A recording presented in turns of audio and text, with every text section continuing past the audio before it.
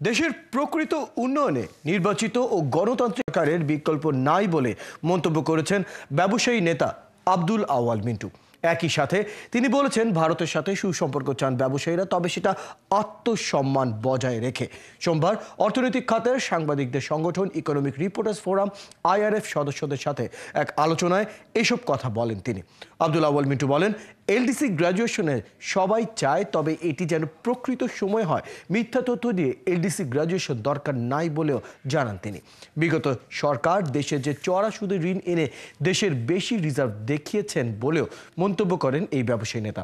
বলছেন, বিগত সরকার বহু প্রকল্প হাতে নিয়েছিল শুধু দুর্নীতি করার জন্য।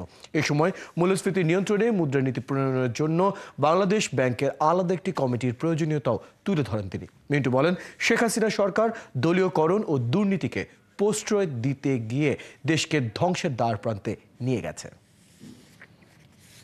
তাড়াতাড়ি দেশে একটা অবাধ ও সুষ্ঠু গ্রহণযোগ্য নির্বাচন করা হয় বা অন্তত একটা রোড ম্যাপ দেওয়া হয়, তাতে করি আমি মনে করি আমরা এই সমস্যার সমাধানের দিকে যেতে পারবো।